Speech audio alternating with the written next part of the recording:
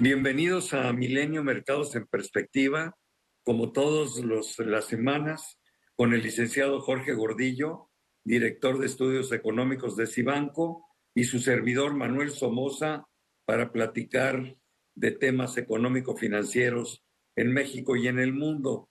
Esta semana, a diferencia de las anteriores, no tuvimos buenos resultados bursátiles. Los principales índices del mundo estuvieron bastante moderados. Muchos de ellos, la mayoría, tuvieron contracciones ligeras, pero finalmente se interrumpió ese proceso de alza tan interesante que habíamos estado viendo en lo que va del mes de diciembre. Así tenemos que el Nikkei está incrementando su rendimiento en 0,97 en la semana para alcanzar un muy buen nivel en el año de un rendimiento de 17,95 en yenes. Lo mismo la bolsa en China, el Shanghai Composite, se contrajo 1%, pero trae un acumulado de rendimiento en el año de 14% en su moneda local. Por lo que se refiere al Eurostock 600, este también disminuyó un poquito el rendimiento en la semana, 0,43, pero en el año trae un buen rendimiento en euros del 8,19%. Y después los índices norteamericanos, el Dow Jones y el Standard & Poor's sí tuvieron contracciones, el Dow bajó 1,90, su rendimiento anual es del 26%, Nasdaq bajó 1%, su rendimiento anual es del 32%, y el índice de la Bolsa Mexicana de Valores tuvo un pequeño incremento de 0,07, pero es uno de los peores índices en su comportamiento anual, con una minusvalía del 10,63%. El peso contra el dólar se mantuvo muy lateral. 2019 fue el cierre de la semana pasada, 2020 está siendo el cierre de esta semana. El euro contra el dólar, bueno, tuvo una pequeña depreciación, se bajó de 1,06 la semana pasada a 1,05 euros por dólar. Y el petróleo sí tuvo un crecimiento importante, se incrementó 4,81% para cerrar en $70,43 el barril. Esto es por la inestabilidad en el Medio Oriente, a pesar de que las expectativas de crecimiento de China no son las mejores y que siempre tienen efectos negativos en los precios del petróleo. Pero bueno, esta semana fue la semana de las inflaciones. Hubo datos de inflación alrededor del mundo. Me voy a concretar a los que más nos interesan, que fue la inflación en Estados Unidos y la inflación en México. ¿Por qué no empezamos con Estados Unidos, mi querido Jorge, si lo quieres comentar? Gracias, Manuel. Saludos a todos. Efectivamente, tuvimos ya la información de empleo, información productiva, de la producción, y la información que nos hacía falta previo a las reuniones de política monetaria era el dato de inflación. El mercado estaba muy atento a esta. Los datos de inflación tienen claros oscuros porque no levantan en términos mensuales en Estados Unidos, no son tan malos con respecto al mes anterior, pero de alguna manera, en términos anuales, no le favorecen las condiciones estadísticas que se tenían en el año anterior, y esto provoca que en términos anuales suban un poco y se separen un poco de este camino hacia la meta de la Reserva Federal. La Reserva Federal le gustaría que la inflación se acercara al 2% y parece que se aleja. Son buenas y malas noticias porque ahora quisiéramos no solo que fueran buenos los datos, que el crecimiento mensual fuera menor al 0,3%, previo a lo que se viene con la política económica de Trump, que a todas luces parece que va a ser un poco inflacionaria, un poco con presiones de precios por las amenazas de aranceles, por su política fiscal. Lo que está provocando es que el mercado se anticipe a que la Reserva Federal no pueda bajar las tasas de interés tan rápido como quisiéramos ver o tanto como quisiéramos alcanzar el próximo año. Esto ya lo hemos comentado en semanas anteriores, en el sentido de que sí va a seguir el ciclo de baja en tasas de interés, pero más lento de lo que quisiéramos que pasara. Ahora bien, en México, pues tuvimos mejores noticias que en Estados Unidos, porque Aquí sí la inflación se fue para abajo con un 4,55 en la anual, 3,56 creo en la subyacente, o sea, está más baja la subyacente que la nominal, y eso yo creo que es una buena noticia. Me parece a mí, como bien ya lo dijiste, en Estados Unidos la probabilidad la semana entrante es de que la tasa baje un cuarto de punto, y en México yo lo doy ya como prácticamente un hecho, ¿no? La gran incógnita, tanto para Estados Unidos como para México, es qué va a suceder el año entrante, ¿no?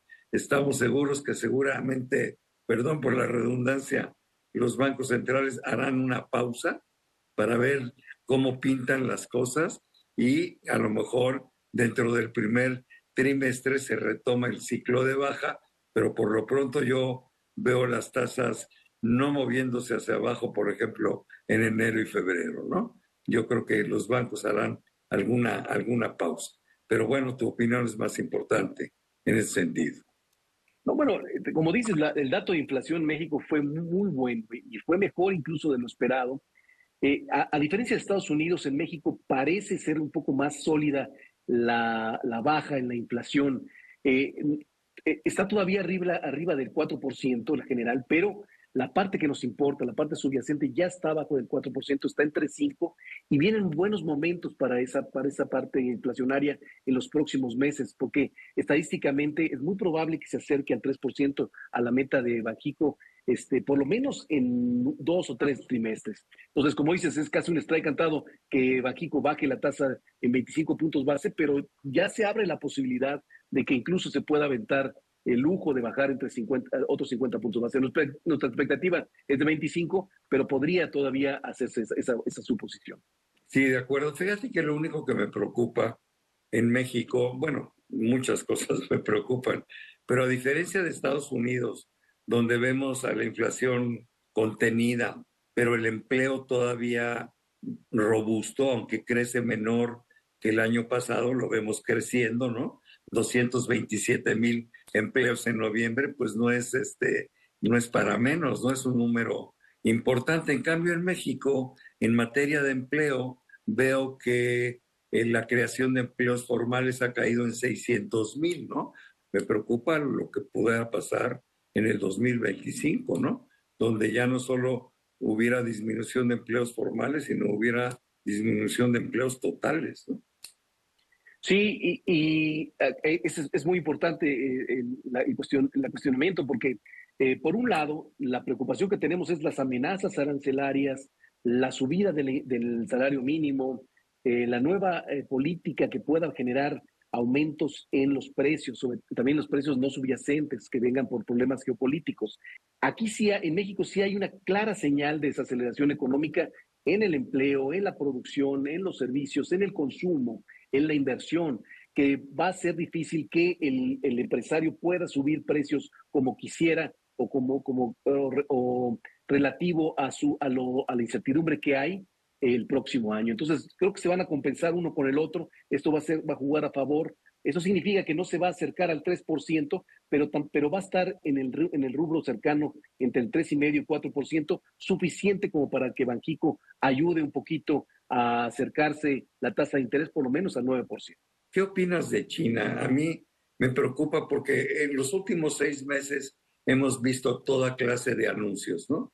Medidas de carácter monetario, anuncios de que vienen medidas de carácter fiscal. Sabemos todos que China tiene un grave problema en el sector inmobiliario, que representa un montón del PIB de China, ¿no? Como cerca del 35-40%. La vivienda es importantísima en un país con 1.400 millones de habitantes, pero no acaba de cuajar esto, ¿no? Es como ahí viene el león y nunca llegan, ¿no?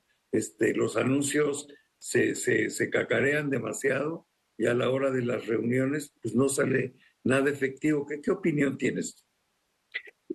Lo que pasa es que en el pasado todo favorecía a China, todo el mundo quería parte de China, parte de su producto, por lo barato que esto implicaba y las soluciones que le daba en términos de inflación.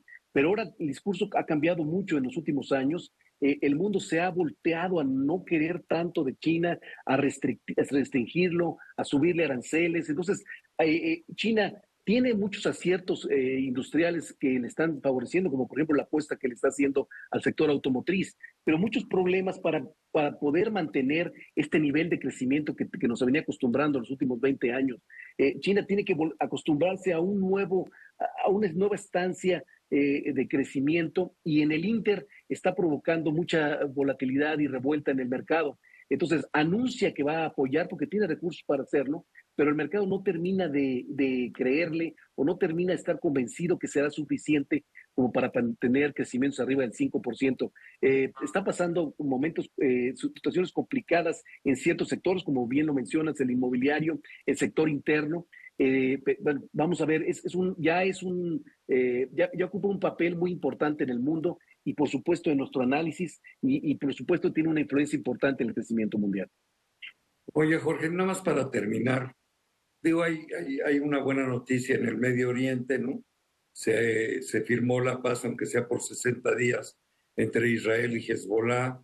Luego la caída de El Assad en Siria, pues parece ser una buena noticia, aunque sabemos muy poco de las gentes nuevas que están llegando a gobernar ahí, ¿no? Tampoco son gentes que tengan un currículum así como para aplaudir, ¿no? El principal líder pues era miembro de una ramita de Al Qaeda en su momento dado. Entonces, no sé si es un cambio para empeorar o para mejorar, ¿no? La verdad es que Siria lleva 14 años en un drama humano, alimenticio, mucha gente desplazada, en fin, es una desgracia todo lo que estamos viendo allá. Yo honradamente no sé si este cambio de Assad por estos nuevos insurgentes es la solución que requiere Siria, mientras los gobiernos sigan teniendo tendencias simplemente religiosas. Creo que no vamos a avanzar demasiado, ¿no? No sé cuál sea tu opinión. Yo creo que lo que refleja es que sus aliados están pasando momentos complicados, más que otra cosa, más que si está mejor o no. Lo que está reflejando es que Rusia no tiene ya los recursos para seguir apoyándolos, al igual que Irán, lo cual refleja que tienen cierta debilidad y que tienen que enfocarse en sus conflictos directos, como es en Ucrania o Irán directo con Israel. Pues muy bien, se nos acabó el tiempo como siempre, muy interesante. Muchísimas gracias, Jorge, pero sobre todo gracias a todos ustedes que están con nosotros semana a semana aquí en Milenio, Mercados en Perspectiva. Nos vemos pronto. Muchas gracias. Hasta la próxima semana. Que estén muy bien.